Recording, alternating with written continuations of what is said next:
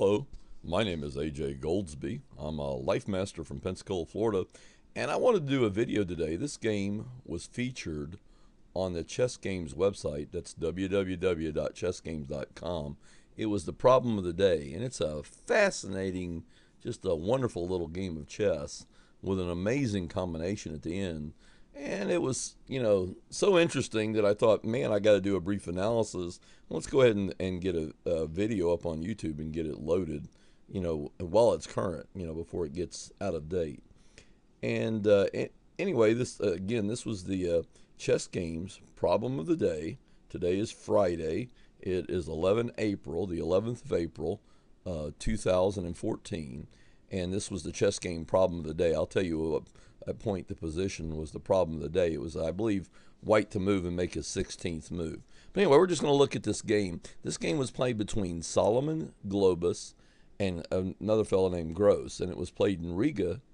I believe that's Latvia, and that's in 1884.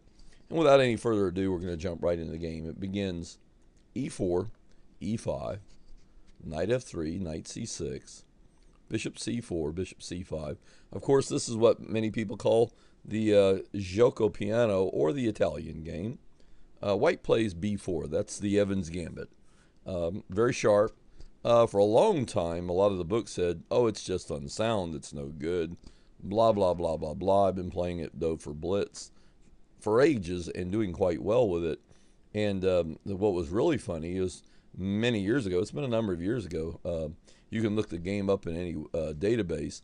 Gary Kasparov played this against Viswanathan Anand in a very high caliber tournament and won. So he revived it, and so it basically gained a new leaf on life. They started playing it again. Grandmasters started looking at it again. Analysis became deeper again, and so that was just a rather interesting thing to me. But anyway, this is the Evans Gambit. It's a very old opening, very sharp. White basically, same idea. White gambits a pawn in order to speed up his development. Black may as well take you can play the decline variation here. And if you want to look this up, you can just look it up in MCO. I'm not going to go deeply into the opening other than just point out what a better line than what was actually played in the game. But black plays 4, bishop takes b4, 5c3. That's a good move. Kicks the bishop with a gain of time. Bishop a5, d4. Notice white's gaining the entire center. Black plays takes d4 on move 6. White plays 7 castles. This is a very good position. There's a very famous game. It's in my 60 memorable games.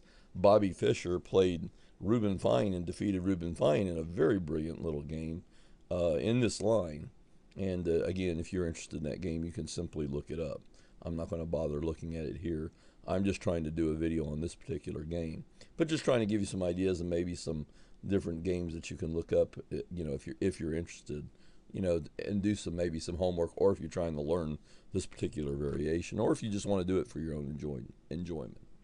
But anyway, here black plays the move d6. D6 is perfectly fine. There's nothing wrong with that move.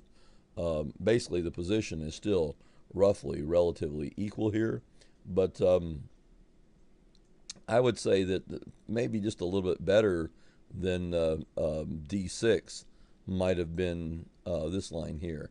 Black could have played knight ge7, c takes d4, d5, e takes d5, knight takes d5, queen b3, bishop e6, bishop a3, queen d7, and black's fine here. I mean, black can do a number of different things, but black should be fine in this particular position. He can even castle queenside if he needs to, but this is a very playable line for a black, much better than what was played in the actual game. And anyway, black played d6. That's a playable continuation. And then, of course, white played c takes d4. Now, here's where black got into a lot of trouble. He played a very inferior move, totally time-wasting. Probably someone did this today. We just give it a flat-out question mark. I give it a dubious or inferior. Is certainly that. The engines notice an immediate downturn, in the scores. In other words, white's position becomes favorable, if not very, very close to overwhelming. Much better than simply c takes d4 was the very simple knight f6. And, then black and castle on the king side. So that would have been a tremendous improvement over the actual game. But anyway, black played h6, and now white plays queen b3. Notice how the white queen and bishop have a double attack on this f7 square.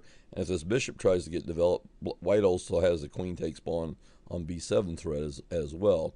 So this is a very powerful move here. Black tries to defend. He plays queen e7. White plays knight c3, a very nice move. Now, just to show you the computers always find an improvement, I really thought this game was absolutely perfect, or there was no way to improve upon it when I first looked at it. However, looking at it with the engine, we find a slight improvement here that if white wanted to, he could have played d5 right away. And the idea is to kick the knight to e5, knight takes e5, queen takes e5, bishop b2, hitting the queen again, queen g5, queen a4 check, winning a piece. Notice this is a double attack. The black king's in check, and also this bishop on a5 is under attack. c6, queen takes a5, bishop h3, g3, bishop takes f1, bishop takes f1. According to Fritz and all the other engines, this is absolutely a one position for white. White has, he's way ahead in development, and he has two bishops for a rook and pawn. So this is just a slam dunk for white. All you have to do is fire up any engine like Fritz or 13 or Houdini, and you'll quickly confirm what I'm telling you. So there is a slight improvement over the game. In the actual game, white played knight c3, and the threat is to put a knight on d5, something black can't allow. So bishop takes c3, queen takes c3, bishop d7. Now white plays e5. This is a very good move. I think one of the basic ideas, if there's a bunch of captures here, then rook e1 might win the queen in some lines. And also you're trying to open the e-file to the black king. And also the other idea with a pawn on e5, a pawn on e5 prevents this knight from developing to f6. Now here, if I were black, I might have considered very seriously castling queenside. Even if that's suicide, it's better than what happened in the game. But black plays d takes e5. Continuing the open lines, white plays bishop a3 exclam, again hitting the queen with a gain of time. E takes d4, knight takes d4. Maybe that's also an exclam. Very good move, just taking the pawn. Black goes queen f6 and white plays rfe1 check. Black does something natural. He simply develops his knight and blocks the file. And now this was our chess game's problem of the day. It's white to move and make his 16th move here. I'm going to stop talking in just a second. And when I do, I'd like you to pause the video. Take a few minutes, take as long as you want, and see if you can solve this position. It's not an easy line to solve. I kind of guessed at the correct decision there, but as far as analyzing it and seeing every possible variation, I don't even know if that's possible at least not for the average chess player. And I'm a master, so it was still very difficult, extremely difficult position. But anyway, I'm going to stop talking now, and I would like you to pause the video and see if you can figure out what the correct 16th move is for white. Okay, did you take a shot at this? Did you try to figure out what the correct move is for white? Some people want to play rook takes e7 check. I had a student that called me this morning. He was so excited about this particular position. He wanted me to take a look at it. There's a lot of different ideas here, but the actual winning move here is knight takes c6. That's got to be a double exclam because it looks like a blunder. Black just plays 16, queen takes c3, winning an entire queen. But now white has this really ultra brilliant move. Rook takes e7 check, king f8, rook takes f7 check, king g8. Now this was actually a mistake according to the computer. The computer says that black should play king e8. But this looks like suicide to me because now white by force can win back all the material and just have a one game. Rook e7 check, rook takes, this is analysis, not the actual game. King f8, rook takes d7 check, queen takes a3, rook back to f7 check, king g8, rook to f3 check, king h7, rook takes a3. Black can take the knight on c6, but white saves the bishop, and he's just up a ton of material. I mean, black's basically just a piece down. This is horrible. Needless to say, this would be a fairly easy win for white. So I don't think very many people would want to play this position. As black, they would probably just resign rather than play this out. But anyway, in the actual game, we'll back up a little bit. Going back to the 16th move again, knight takes c6, double exclam. Black took the queen. He might as well. I mean, he doesn't really have an answer to all of white's threats. Maybe he can play black, maybe if he didn't want to get mated, he could play bishop e6 here and prevent the attack. But then white just exchanges the queens, exchanges a bunch of pieces, and wins a ton of material. So to be at least one or even two pieces up. So that would be completely hopeless. So black here took the queen. That looks like the only reasonable move. Whether or not the engines agree with it is a totally different thing here. And now white plays rook takes e7 check. The king goes to f8. That's the only legal move. That's completely forced. Rook takes f7 check, king g8. And this is the key position where it's easy to get stuck in your analysis. I wasn't exactly sure what I saw this position in my head because these moves are fairly simple. It's just a couple of captures. And this is where I got stuck. You know, I wasn't really at all sure how white was going to continue here from this particular position. Had all kinds of ideas here, but actually missed the correct idea. White plays knight e7 check. You can give that an exclam. King h7, and now bishop b2. Give that an exclam or maybe even two exclams. That is a really, really pretty move. That was the move that I missed when I was doing my analysis. It's just a tremendous shot here. Black plays bishop e8. In the actual game, black put his bishop back there on e8.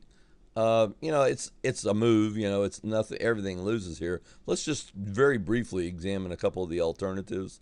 Of course, if queen takes c4, simply rook takes g7 check and mate, and we have a nice epaulette mate. You know, the king retreat squares on both sides are blocked by his own pieces. After 20, bishop b2, in other words, king h7, bishop b2, exclam or double exclam if you prefer. Then if black plays queen takes b2, we have a simple mate in two moves. Bishop d3 check, bishop f5, bishop takes f5.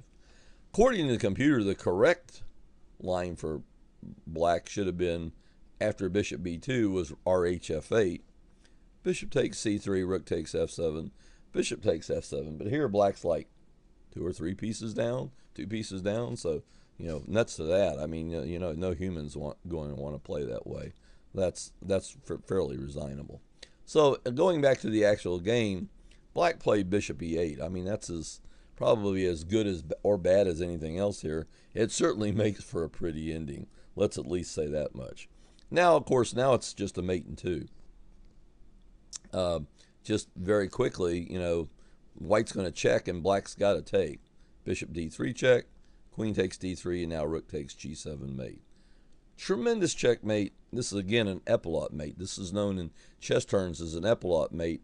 The king's retreat or escape squares are blocked equally on either side of him by his own pieces.